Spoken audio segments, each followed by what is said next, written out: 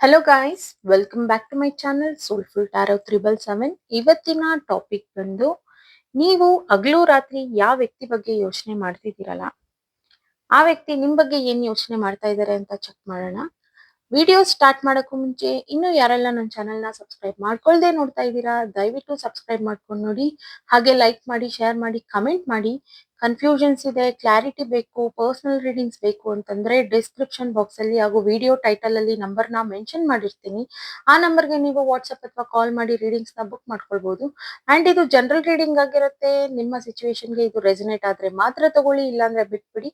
Forcefully ನಿಮ್ಮನ್ನ ನೀವು ಈ ರೀಡಿಂಗ್ಗೆ ಫಿಟ್ ಮಾಡ್ಕೊಂಡು ನೋಡ್ಬೇಡಿ. ಓಕೆನಾ? ಸ್ಟಾರ್ಟ್ ಮಾಡೋಣ. ಪಾಸಿಟಿವ್ ಮೈಂಡ್ ಸೆಟ್ ಇಂದ ನೋಡಿ, ಚೆಕ್ ಮಾಡೋಣ. ಯೂನಿವರ್ಸ್ ನಂಗಿಲ್ಲಿ ಕ್ಲಾರಿಟಿ ಕೊಡಿ. ನನ್ನ ವ್ಯೂವರ್ಸ್ ಅವರ ಜೀವನದಲ್ಲಿ ಯಾವ ವ್ಯಕ್ತಿ ಬಗ್ಗೆ ಹಗಲು ರಾತ್ರಿ ಯೋಚನೆ ಮಾಡ್ತಿದ್ದಾರೆ, ಆ ವ್ಯಕ್ತಿ ಇವ್ರ ಬಗ್ಗೆ ಏನ್ ಯೋಚನೆ ಮಾಡ್ತಿದ್ದಾರೆ ಅಂತ ತಿಳಿಸಿ.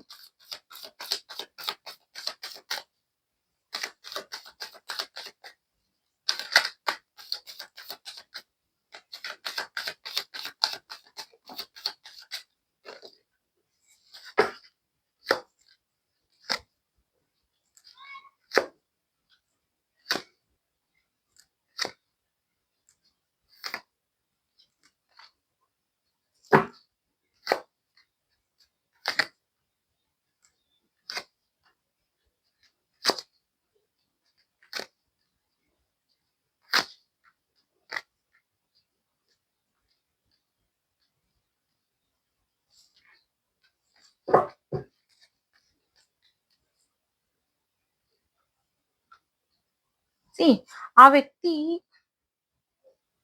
ಏನ್ ಯೋಚನೆ ಮಾಡ್ತಿದ್ದಾರೆ ಅಂತಂದ್ರೆ, ಎಫರ್ಟ್ಸ್ ಅನ್ನೋದನ್ನ ನಾನು ಹೇಗ್ ಕೊಡ್ಲಿ, ನ್ಯೂ ಬಿಗಿನಿಂಗ್ ಅನ್ನೋದನ್ನ ನಾನು ಹೇಗ್ ಸ್ಟಾರ್ಟ್ ಮಾಡ್ಲಿ ಅಂತ ಯೋಚನೆ ಮಾಡ್ತಾ ಇದ್ದಾರೆ.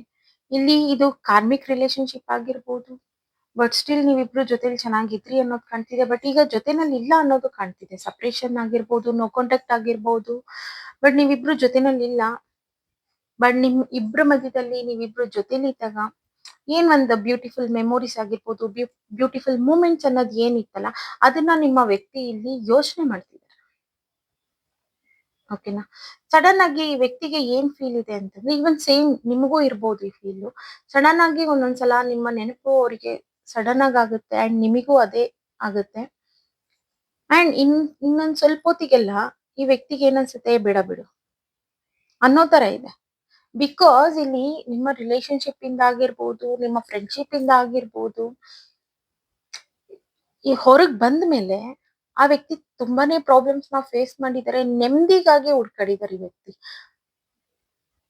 ಓಕೆನಾ? ಆ ನೆಮ್ಮದಿ ಅನ್ನೋದನ್ನ ಪಡ್ಕೊಳ್ಳೋದಿಕ್ಕೆ ತುಂಬಾನೇ ಕಷ್ಟಪಟ್ಟಿದ್ದಾರೆ, ತುಂಬಾನೇ ಎಫರ್ಟ್ಸ್ ನ ಹಾಕಿದ್ದಾರೆ. ಅಂಡ್ ನಿಮ್ಮ ಸಿಚುವೇಶನ್, ನಿಮ್ಮ ಥಾಟ್ಸ್ ಇಂದ ಹೊರಗ್ ಬರೋದಿಕ್ಕೆ ಫಸ್ಟ್ ಆಫ್ ಆಲ್ ಆ ವ್ಯಕ್ತಿ ತುಂಬಾನೇ ಕಷ್ಟಪಟ್ಟಿರೋದು ಇಲ್ಲಿ. ಓಕೆನಾ? ಇವ್ರಿಗೆ ಹೇಗ್ ಅನ್ಸ್ಬಿಡ್ತು ಅಂತಂದ್ರೆ, ಈ ನನ್ನ ಲೈಫ್ ನ ನಾನ್ ಲೀಡ್ ಮಾಡ್ತಿಲ್ಲ, ಇನ್ಯಾರೋ ಲೀಡ್ ಮಾಡ್ತಾ ಇದಾರೆ. ಬಿಕಾಸ್ ನನ್ನ ಲೈಫ್ ನನ್ನ ಕಂಟ್ರೋಲ್ ಅಲ್ಲಿ ಇಲ್ಲ ಅನ್ನೋ ತರ ಅವರಿಗೆ ಸಿಚುವೇಶನ್ಸ್ ನ ಫೇಸ್ ಮಾಡಿದಾರೆ ಇಲ್ಲಿ. ಈಗಲೂ ಸಹ ಈ ವ್ಯಕ್ತಿ ಸಿಚುವೇಶನ್ ಹೇಗಿದೆ ಅಂತಂದ್ರೆ, ಕೆಲವು ವಿಚಾರಗಳಾಗ್ಲಿ, ಕೆಲವು ಅವರ ಕೆರಿಯರ್ ಬಗ್ಗೆ, ಜಾಬ್ಸ್ ಆಗಿರ್ಬೋದು, ಇನ್ನೇನಾದ್ರೂ ಒಂದು ನ್ಯೂ ಬಿಗಿನಿಂಗ್ ಆಗ್ತಿದ್ದಂಗೆನೆ ಅಗೇನ್ ಅವರು ಡೌನ್ ಫಾಲ್ ಆಗ್ತಾ ಇದ್ದಾರೆ. ಇದೆಲ್ಲ ಈ ವ್ಯಕ್ತಿನೇ ಅಗೇನ್ ಒಂದು ಮೋಟಿವೇಟ್ ಮಾಡೋದಕ್ಕೆ, ಅವ್ರನ್ನ ಸೆಲ್ಫ್ ಮೋಟಿವೇಟ್ ಮಾಡ್ಕೊಳ್ಳೋದಕ್ಕೂ ಆಗ್ತಿಲ್ಲ. ನಿಮ್ಮ ಆಲೋಚನೆ ಅನ್ನೋದು ಅವ್ರನ್ನ ತುಂಬಾನೇ ಡಿಸ್ಟರ್ಬ್ ಮಾಡ್ತಿದೆ. ಆ ವ್ಯಕ್ತಿಗೆ ಅನ್ಸುತ್ತೆ ಆಕ್ಷನ್ಸ್ ನ ತಗೊಳ್ಬೇಕು, ಅಟ್ಲೀಸ್ಟ್ ನೀವ್ ಇದ್ರಿ ಜೊತೆನಲ್ಲಿ. ಬಟ್ ಈಗ ಯಾರು ಇಲ್ಲ ಒಂದು ಗೈಡೆನ್ಸ್ ನ ಹೇಳೋದಿಕ್ಕಾಗ್ಲಿ. ಈ ರೀತಿ ಡಿಸ್ಟರ್ಬ್ ಆಗಿದ್ದಾರೆ. ಇನ್ ಯಾವಾಗ ಈ ಬ್ಯಾಲೆನ್ಸ್ ಅನ್ನೋದು ಬರುತ್ತೆ ಅನ್ನೋದು. ಈವನ್ ನಿಮ್ಮ ವ್ಯಕ್ತಿಗೆ ಕೆಲವು ಸಲ ನೀವಿಬ್ರು ಜೊತೆಲಿ ಇದ್ದಾಗ ಆದಂತ ಸಿಚುವೇಶನ್ಸ್ ಇರ್ಬೋದು, ಕೆಲವು ಸಂದರ್ಭಗಳು ಆ ವ್ಯಕ್ತಿಗೆ ನೆನಪಿಸ್ಕೊಂಡಾಗ ಈಗ್ಲೂ ಭಯ ಅನ್ನೋದು ಸ್ಟಾರ್ಟ್ ಆಗುತ್ತೆ. ಓಕೆನಾ? ಆ ಭಯ ಈ ವ್ಯಕ್ತಿನ ಬೇಡ ಅನ್ನೋ ಮಟ್ಟಕ್ಕೆ ಮಾಡುತ್ತೆ. ಅನ್ಸುತ್ತೆ ಆ ವ್ಯಕ್ತಿಗೆ ಮುಂಚಿನ ತರ ಇರ್ಬೇಕು ಅಂತ. ಅಟ್ಲೀಸ್ಟ್ ಈಗೀಗ ನಿಮ್ಮ ವ್ಯಕ್ತಿ, ನೀವ್ ಯಾರ ಬಗ್ಗೆ ಯೋಚನೆ ಮಾಡ್ತಿದ್ದೀರಲ್ಲ, ಅವರು ನಿಮ್ಮನ್ನ ಕಾಂಟ್ಯಾಕ್ಟ್ ಮಾಡಿ ಸಹ ಮಾತಾಡ್ತಿರ್ಬೋದು. ಅಂದ್ರೆ ನಿಮ್ಮ ಫೋಟೋಸ್ಗಾಗಿರ್ಬೋದು ರೆಸ್ಪಾನ್ಸ್ ಮಾಡೋದು, ಲೈಕ್ ಮಾಡೋದು, ಅಥವಾ ನೀವ್ ಏನಾದ್ರೂ ಸ್ಟೇಟಸ್ ನ ಹಾಕಿದ್ರೆ ಅದಕ್ಕೊಂದು ಏನಾದ್ರೂ ಸೆಂಟೆನ್ಸ್ ಅನ್ನೋದನ್ನ ಕೊಡೋದು, ಇನ್ನೇನಾದ್ರೂ ಹೇಳೋದು, ಈ ರೀತಿ ಮಾಡ್ತಿರ್ಬೋದು. ಅಥವಾ ಇನ್ನು ಕೆಲವರು ವ್ಯಕ್ತಿ ಬಂದು ನಿಮ್ಮನ್ನ ಕಾಂಟ್ಯಾಕ್ಟ್ ಮಾಡಿ ಡೈರೆಕ್ಟ್ ಆಗಿ ಮಾತು ಆಡಿರ್ಬೋದು, ಈ ಸಿಚುವೇಶನ್ಸ್ ಬಗ್ಗೆ ಎಲ್ಲ ಮಾತಾಡಿರ್ಬೋದು, ಸಾರಿ ಕೇಳಿರ್ಬೋದು. ಬಟ್ ಇಲ್ಲಿ ನಿಮಿಗೂನು ಅಷ್ಟೇ ಆ ವ್ಯಕ್ತಿ ಬಗ್ಗೆ ಸಡನ್ ಆಗಿ ಥಾಟ್ಸ್ ಬರುತ್ತೆ. ಈವನ್ ಆ ವ್ಯಕ್ತಿಗೆ ಅಷ್ಟೇ, ಆ ವ್ಯಕ್ತಿ ಮರೆಯಕ್ ಸಾಧ್ಯನೇ ಇಲ್ಲ. ಮರ್ಯಾದಕ್ ಆಗ್ತಾನೂ ಇಲ್ಲ. ನಿಮ್ಮಂತ ವ್ಯಕ್ತಿನ ಆ ವ್ಯಕ್ತಿ ಅವ್ರ ಲೈಫಲ್ಲಿ ನೋಡೇ ಇಲ್ಲ. ಹೀಗಾಗಿ ಕೆಲವು ವಿಚಾರಗಳನ್ನ ನೆನಪಿಸ್ಕೊಳ್ತಿದ್ದಾರೆ. ಬಟ್ ಸಿಚುವೇಶನ್ ಹೀಗ್ ಮಾಡಿದೆ, ನೀನ್ ಅರ್ಥ ಮಾಡ್ಕೊ ಅಂತ ನಿಮ್ಮ ವ್ಯಕ್ತಿ ನಿಮ್ಗೆ ಅರ್ಥನೂ ಮಾಡ್ಸಿರ್ಬೋದು. ಬಟ್ ಸ್ಟಿಲ್ ಇಲ್ಲಿ ಡಿಟ್ಯಾಚ್ಮೆಂಟ್ ಅನ್ನೋದನ್ನ ನೀವು ವೇಟ್ ಮಾಡ್ತಿದ್ದೀರಾ, ಆ ವ್ಯಕ್ತಿ ನಿಮ್ ಕಡೆ ಚೇಸ್ ಮಾಡ್ತಾ ಇದ್ದಾರೆ. ಅದೇ ಪಾಸ್ಟ್ ಅಲ್ಲಿ ಒಂದ್ ಸ್ವಲ್ಪ ದಿನ ಮುಂಚೆ ಪಾಸ್ಟ್ ಅಲ್ಲಿ ನೀವ್ ಆ ವ್ಯಕ್ತಿನ ಚೇಸ್ ಮಾಡ್ತಿದ್ರಿ ಮೈಂಡ್ ವೈಸ್. ನಿಮ್ಮಲ್ಲಿ ಈಗ ತುಂಬಾನೇ ಚೇಂಜಸ್ ಅನ್ನೋದು ಬಂದಿದೆ ಇಲ್ಲಿ. ಸೊ ಹಾಗಾಗಿ ನಿಮ್ಮ ವ್ಯಕ್ತಿ ನಿಮ್ಮನ್ನ ಚೇಸ್ ಮಾಡ್ತಾ ಇದ್ದಾರೆ. ಇಲ್ಲಿ ಕ್ಲಾರಿಫೈ ಮಾಡೋಣ. ಯೂನಿವರ್ಸ್ ಪ್ಲೀಸ್ ಕ್ಲಾರಿಫೈ ಮಾಡಿ.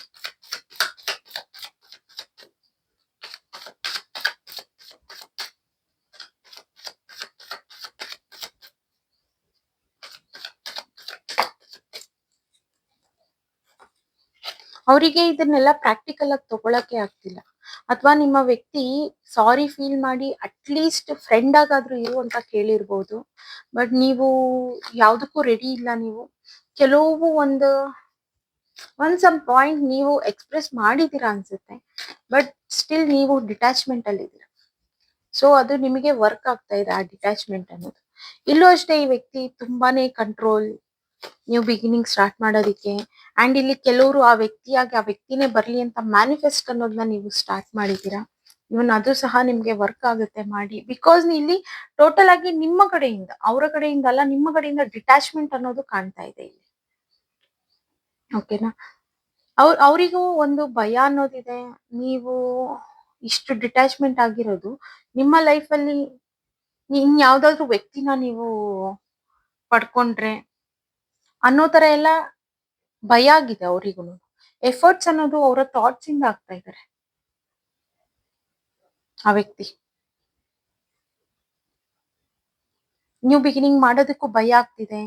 ಎಫರ್ಟ್ಸ್ ಅನ್ನೋದು ಆಕ್ಷನ್ಸ್ ರೂಪದಲ್ಲಿ ಕೊಡ್ಬೇಕು ಅಂತ ಯೋಚನೆ ಮಾಡ್ತಾ ಇದ್ದಾರೆ. ಒಂದು ನಿಮ್ಮಿಬ್ಬರ ರಿಲೇಶನ್ಶಿಪ್, ಈಗ ನೀವೇನ್ ಥಾಟ್ಸ್ ಪ್ರಾಸೆಸ್ ಅಲ್ಲೇ ನೀವು ಮಾತಾಡ್ತಿದ್ದೀರಲ್ಲ, ಅದನ್ನ ಒಂದು ಹ್ಯಾಪಿ ಫ್ಯಾಮಿಲಿಗೆ ಹೆಂಗ್ ಮಾಡ್ಬೇಕು, ಹ್ಯಾಪಿ ಫ್ಯಾಮಿಲಿ ಆಗಿ ಕನ್ವರ್ಟ್ ಆಗ್ಬೇಕು ಇದನ್ನ ಅಂತೆಲ್ಲ ತುಂಬಾನೇ ಆಲೋಚನೆ ಮಾಡ್ತಾ ಇದ್ದಾರೆ ಈ ವ್ಯಕ್ತಿ. ಇವನ್ ಆ ವ್ಯಕ್ತಿ ಸಹ ನಿಮ್ಮನ್ನ ಮ್ಯಾನಿಫೆಸ್ಟ್ ಮಾಡ್ತಿರ್ಬೋದು. ಈ ವ್ಯಕ್ತಿ ನನ್ನ ಲೈಫ್ ಅಲ್ಲಿ ಇದ್ದಿದ್ರೆ ಚೆನ್ನಾಗಿರ್ತಿತ್ತು, ಹೀಗಿದ್ದಿದ್ರೆ ಚೆನ್ನಾಗಿರ್ತಿತ್ತು. ಕೆಲವು ಸಂದರ್ಭಗಳೆಲ್ಲ ನೀವ್ ಜೊತೆಲಿ ಇದ್ದಾಗ ಹೀಗೆ ಮಾತಾಡ್ತಿದ್ರಿ ಅನ್ಸುತ್ತೆ. ಈ ತರ ಸಿಚುವೇಶನ್ಸ್ ನೆಲ್ಲ ಆ ವ್ಯಕ್ತಿ ನೆನ್ಪಿಸ್ಕೊಂಡು ಮ್ಯಾನಿಫೆಸ್ಟ್ ಮಾಡ್ತಾ ಇದ್ದಾರೆ. ಈಗ ಇರ್ಬೇಕಿತ್ತು, ಈಗ ಈ ನೋ ಕಾಂಟ್ಯಾಕ್ಟ್ ಆಗ್ಲಿ, ಈಗ ನಿಮ್ಮಿಬ್ಬರ ಮಧ್ಯದಲ್ಲಿ ಡಿಸ್ಟೆನ್ಸ್ ಆಗ್ಲಿ, ಸಪರೇಷನ್ಸ್ ಆಗ್ಲಿ, ಇದೆಲ್ಲ ಆಗ್ಬಾರ್ದಿತ್ತು ಅನ್ನೋ ಒಂದು ಮೈಂಡ್ ಸೆಟ್ ಈಗ ಅವರಿಗೆ ಪದೇ ಪದೇ ಕಾಡ್ತಿದೆ. ಇದ್ರ ಬಗ್ಗೆ ಥಿಂಕ್ ಮಾಡ್ತಿದಾರೆ ಆ ವ್ಯಕ್ತಿ. ನ್ಯೂ ಬಿಗಿನಿಂಗ್ ಆಗಿರ್ಬೋದು, ಅಪ್ರೋಚ್ ಮಾಡೋದು, ಅಥವಾ ಅಗೇನ್ ಪ್ರಪೋಸಲ್ ಕೊಡೋದು. ಬಟ್ ಆ ವ್ಯಕ್ತಿ ಏನ್ ವೇಟ್ ಮಾಡ್ತಿದಾರೆ ಅಂದ್ರೆ ಅವರ ಕೆರಿಯರ್ ನಲ್ಲಿ ಇನ್ನು ಕೆಲವು ಸೆಟಲ್ಡ್ ಆಗ್ಬೇಕಾಗಿದೆ. ಸೊ ಆ ಕೆಲ್ಸದ ವಿಚಾರವಾಗಿ ಸ್ವಲ್ಪ ವೇಟ್ ಮಾಡ್ತಿದ್ದಾರೆ ಅಂತಾನು ಕಾಣ್ತಿದೆ. ಸೊ ಕಂಟ್ರೋಲ್ ಇದೆಯಲ್ಲ, ಹಾಗಾಗಿ ಯೂನಿವರ್ಸ್ ಪ್ಲೀಸ್ ಕ್ಲಾರಿಫೈನ ಮಾಡ್ಕೊಡಿ.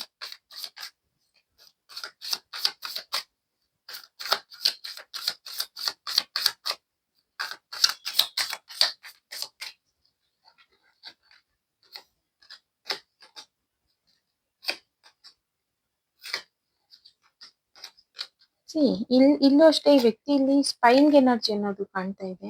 ಅಂಡ್ ಈ ವ್ಯಕ್ತಿಗೆ ಇಲ್ಲಿ ರೀಕನ್ಸಿಲೇಷನ್ ಬೇಕು ನಿಮ್ಮ ಜೊತೆಲಿ. ಬಟ್ ಅಂದ್ರೆ ಆ ವ್ಯಕ್ತಿನೇ ಅಪ್ರೋಚ್ ಮಾಡ್ತಾರೆ. ಇಲ್ಲಿ ಸ್ಟಕ್ ಆಗಿದ್ದಾರೆ. ಯಾಕೆ ಅಂತಂದ್ರೆ ಅವರ ಕೆರಿಯರ್ ವಿಚಾರವಾಗಿ ಅದ್ರಲ್ಲಿ ಸ್ವಲ್ಪ ಸೆಟಲ್ಡ್ ಆಗೋದ್ರೆ ಆ ವ್ಯಕ್ತಿ ಖಂಡಿತ ಬರ್ತಾರೆ. ನೀವು ವೇಟ್ ಮಾಡ್ತೀರಾ ಇಲ್ವಾ ಅನ್ನೋ ಭಯನೂ ಇದೆ ಆ ವ್ಯಕ್ತಿಗೆ.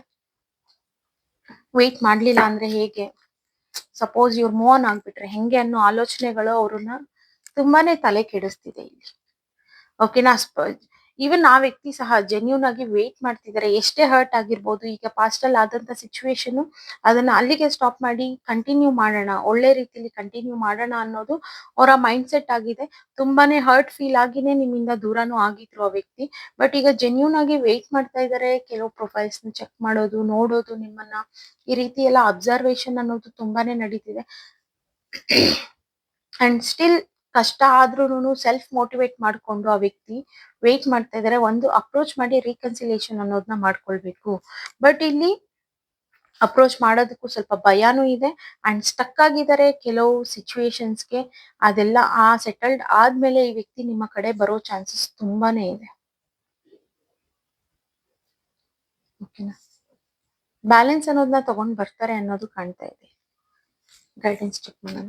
ಯೂನಿವರ್ಸ್ ನನ್ ವ್ಯೂವರ್ಸ್ಗೆ ಗೈಡೆನ್ಸ್ ನ ಕೊಡಿ ಓವರ್ ಆಲ್ ಈ ರೀಡಿಂಗ್ ಮೇಲೆ.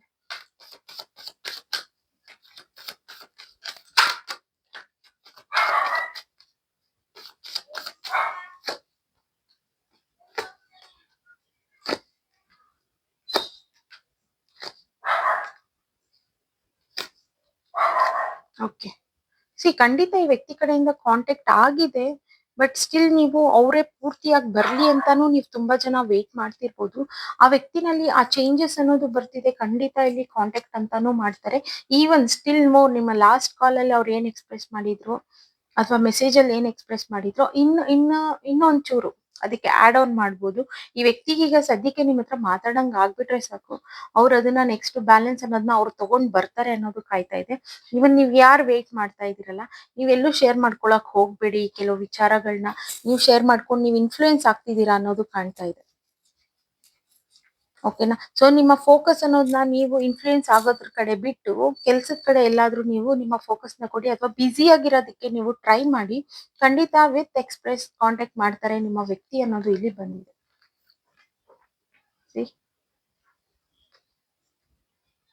ಕಾಂಟ್ಯಾಕ್ಟ್ ಮಾಡ್ತಾರೆ, ಎಕ್ಸ್ಪ್ರೆಸ್ ಮಾಡ್ತಾರೆ ಅನ್ನೋದು ಬಂದಿದೆ.